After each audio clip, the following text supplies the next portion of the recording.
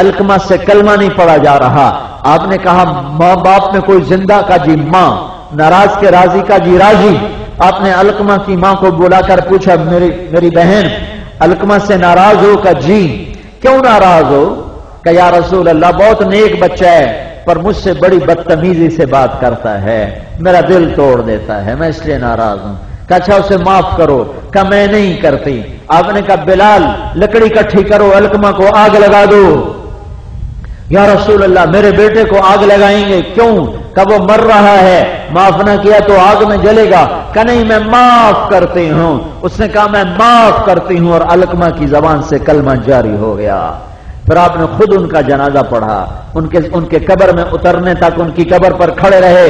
फिर आपने ऐलान किया लोगों सुनो, जिसने माँ बाप को नाराज किया उस पर अल्लाह की लानत, फरिश्तों की लानत, जमीन आसमान की लानत। न नमाज कबूल है, न रोजा कबूल है, न सदका कबूल है।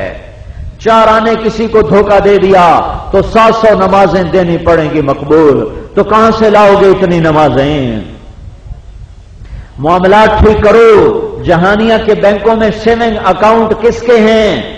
यहूदियों के, सिखों के, देहरियों के, हिंदुओं के, मुर्तदों के। ये सारे जो बैंक खड़े हुए हैं इनमें सेविंग अकाउंट किसने खुलाए हुए हैं? उन पे जो सूद लगता है वो कौन खा रहा है? जिस मुआशरे में सूद फैलता है वो मुआशरा तबाह बर्बाद हो जाता है। और अल्लाह पाक का ऐलान जंग है सूद खाने वालों के खिलाफ। मेरा अल्लाह कह रहा है या सूद छोड़ दो, छोड़ दो, छोड़ दो, या मैं और मेरा रसूल तुम्हारे खिलाफ जंग करेंगे। बैंक तो सूद लेते ही थे, आज पता चला वो अखुवत वाले भाई बता रहे थे कि लोग भी सूद पे पैसे देते हैं। अवामुन्नास भी सूद पे पैसे देते हैं। एक गरीब आदमी गया, कहा जी 10,000 मुझे कर्जा चाहिए, बेटी की शादी करनी है। कहता हां देता हूं, 1,000 रुपया महीना मुझे किस्त देनी होगी। और वो 30,000 अदा कर चुका है और अभी 10,000 बाकी है। कि वो जालिम कहते हैं इकट्ठा दोगे तो कर्जा अदा होगा। वो मैं किसके सामने अब आंसू बहाऊं? मैं हुक्मरानों को क्यों, इसलिए तो मैं हुक्मरानों को बुरा भला नहीं कहता हूं कि मैं उन्हें बुरा भला कह के क्या करूं। मेरा तो आवाम भी जालिम बन चुका है, मेरा तो रेड़ी वाला भी जालिम बन चुका है, मेरा तो छाबड़ी फरोश भी, मेरा तो आम मालदार भी सूद पे पैसे दे रहा है। मैं किस वजीर को बुरा कहूं, मैं किस एमपी एमएनए को बुरा कहूं। मैं फैसलाबाद फजर की नमाज पढ़ के सैर को निकला। मैं वापस आ रहा था, एक रेड़ी वाला मुझे दूर से नजर आया, सफेद दाढ़ी सफेद पगड़ी। रेड़ी वाले आमतौर पे बेचारे दीन से भी गाफिल होते हैं, दुनिया के भी फकीर होते हैं। तो मेरी दूर से नजर पड़ी, मुझे बड़ा अच्छा लगा, नूरानी चेहरा। लिहाजा जब मैं उनके करीब से गुजरा तो मैंने फिर उनको यूं देखा, जानबूझ के देखा, मुझे प्यारा लगा। मैंने यूं देखा तो मैंने देखा वो बाबा जी रो रहे थे, टप टप टप रिम झिम आंसू ऐसे आ रहे थे, ऐसे। और उन्होंने एक हाथ रेड़ी पे रखा था और एक हाथ उन्होंने क्रेट था उस पर रखा था और वो खामोश सदाओं से रो रहे थे। तो मैं ठिठक गया, मैं खड़ा हो गया। मैंने पूछा बाबा जी खैरियत तो है, आप सुबह सुबह खड़े रो रहे हैं? तो उसने मेरे आगे वो पेटी जो थी ना क्रेट, वैसे उल्टा दिया। वो सेबों का क्रेट था, उसके ऊपर वाले सेब अच्छे थे और नीचे जितने सेब थे ना कौने अध गले सेब थे। तो वो कोई उर्दू स्पीकिंग था, मैं उसके लहजे के मिठास ना भूला हूं, ना दर्द भूला हूं, ना मिठास भूला हूं। वो मुझसे कहने लगा बेटा मैं बहुत गरीब हूं, ये जो बहुत, उसकी बहुत मुझे हर दफा रुलाती है। मैंने आज ये वकीलों में किस्सा सुनाया, मैं वहां भी रोया, मैं यहां भी रो रहा हूं कि वो शक्ल मेरे सामने आ जाती है और उसके आंसू मेरे सामने आते हैं और उसका लफ्ज बहुत मुझे झंझोड़ देता है।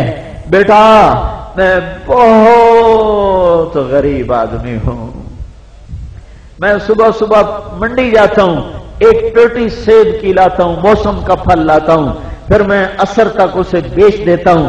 تو میں عصر کے بعد تازہ آٹا اپنے بچوں کے لیے لے کر جاتا ہوں. آج کسی ظالم نے میرے بچوں کی روٹی مجھ سے چھین لی ہے. میں اتنا رویا کہ میں صبح صبح نکلا تھا، میری جیب میں کچھ نہیں تھا، بٹوا بھی نہیں تھا، پیسے بھی نہیں تھے. ہائے کاش میری جیب میں کچھ ہوتا تو میں اس کی مدد کر دیتا. لیکن مجھے اس کا رونا اور آنسو، میں ہزاروں دفعہ یہ قصہ سنا چکا ہوں، اور میں ہر دفعہ روتا ہوں کہ وہ بڑے میاں میرے سامنے آتے ہیں. اس کے بچے کے منہ سے روٹی چھیننے والا ایم پی اے نہیں ہے، ایم ایل اے نہیں ہے، ڈپٹی کمشنر نہیں ہے، اے سی نہیں ہے، ایس ایچ او نہیں ہے، محرر نہیں ہے، ڈی پی او نہیں ہے، ڈی سی او نہیں ہے. اس کے منہ سے روٹی چھیننے والا بھی ایک غریب ظالم ہے جس نے پیٹی لگائی اور گندے سیب لگائے. اس نے کہا میں نے یہ بیچنے ہیں، میں نے ان کے پیسے بھرے ہیں، میں نے اپنے بچوں کو روٹی کھلانی ہے. کھلائی تو صحیح، پر فیصل آباد کے ایک غریب کے بچوں کے منہ سے نوالے چھین کے کھلائی.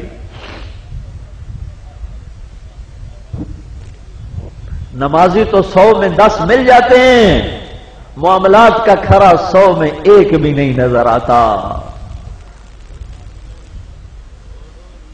میرے بھائیو، میرا نبی جاتے ہوئے 2 باتیں کر گیا تھا. نماز نہ چھوڑنا. جہانیہ والوں میرا پیغام پہنچے تو نماز نہ چھوڑنا. وما ملکت ایمانکم، اور میری امت کے غریبوں پہ رحم کرنا، میری امت کے غریبوں پہ رحم کرنا. میں نے خود غربت کی زندگی گزاری. یا رسول اللہ، انس پوچھ رہے ہیں آپ قیامت کے دن بڑا مجمع ہوگا، آپ کہاں کھڑے ہوں گے؟ کہ میں امت کے غریبوں کے ساتھ کھڑا ہوں گا. ہاں، بادشاہوں کے ساتھ نہیں، صدر وزیروں کے ساتھ نہیں، میں اپنی امت کے غریبوں کے ساتھ کھڑا ہوں گا. ابغونی فی ضعفائکم، مجھے ڈھونڈنا ہو تو میری امت کے غریبوں میں مجھے ڈھونڈنا، میں وہاں کھڑا ہوں گا. میرے بھائیو، یہ حقوق کا معاملہ بڑا سنگین ہے. ایک ووٹ کے لیے چور چھڑا دیا، اس سے پر ماں کو بے عزت کر کے رکھ دیا، شادی کر کے زنا کیا. میرے نبی نے فرمایا بہترین مسلمان وہ ہے جو بیوی کے ساتھ اچھا سلوک کرے. اور میں سب سے ہائے میرا نبی کہتا ہے گھر بنانے سے پہلے پڑوسی دیکھ لو، گھر بنانے سے پہلے پڑوسی دیکھ لو. اچھے پڑوس میں گھر بناؤ، لیکن کتنا ہی اچھا پڑوسی ہو، موت اسے بھی آئے گی، مجھے بھی آئے گی، میں بھی مر جاؤں گا، وہ بھی مر جاؤں گا. اگر تم ہمیشہ کا عالی شان پڑوس چاہتے ہو، وہ جنت ہے نا، جنت. تو میں تمہیں اپنے نبی کی بات سناؤں. میرے نبی نے فرمایا مفہوم، قیامت کے دن جنت میں میرے گھر کے قریب جو گھر بنانا چاہے، جو یہ چاہے کہ اس کے گھر کی دیوار میری دیوار ایک ہو جائے، ایک تو ہوگا نہیں، قرب، چونکہ وسیلہ جنت الفردوس سے اوپر ایک جنت ہے جس کا نام ہے وسیلہ، وہ اللہ نے میرے نبی کے لیے بنائی ہے. اب اس کے قریب ترین جگہ میں اللہ کے نبی کے گھر کے قریب جگہ مل جائے، قریب جگہ مل جائے، مجھے ہمیش کا ساتھ مل جائے، پڑوس مل جائے، کیا کروں؟ تہجد نہیں، روزے نہیں، زکات نہیں، حج نہیں، نفل نہیں، جہاد نہیں، تلاوت نہیں، تو کیا کَإِنَّ مِنْ أَقْرَبِكُمْ مِنِّي مَجْلِسًا، میرے گھر کے قریب گھر بنانا ہے تو 2 کام کرنے ہوں گے. احاسنکم اخلاقا والطفکم باہلہ، ایک اپنے اخلاق اچھے بناؤ، ایک اپنی بیوی سے اچھا سلوک کرو، تو تم جنت میں میرے گھر کے قریب گھر بنا لو گے. ہاں، پھر بیویوں کو سمجھایا. یا رسول اللہ، ایک عورت آئی، یا رسول اللہ میرے خامند کا میرے اوپر کیا حق ہے؟ میرے نبی نے فرمایا تیرے خامند کے جسم پہ زخم ہو، زخموں میں پیپ ہو اور پیپ نکل رہی ہو، اور تو اپنی زبان سے خامند کے جسم کے زخم چاٹ چاٹ کے کپڑے سے نہیں، روئی سے نہیں، پھمبے سے نہیں، اپنی زبان سے اپنے خاوند کے زخم چاٹ چاٹ کے صاف کرے تو بھی تو نے خاوند کا حق ادا نہیں کیا۔ ایک اونٹ نے آ کے آپ کو سجدہ کیا، صحابہ نے عرض کیا رسول اللہ یہ جانور سجدہ کرتا ہے، ہم نہ سجدہ کریں؟ کہا نا نا نا نا نا نا نا، میری شریعت میں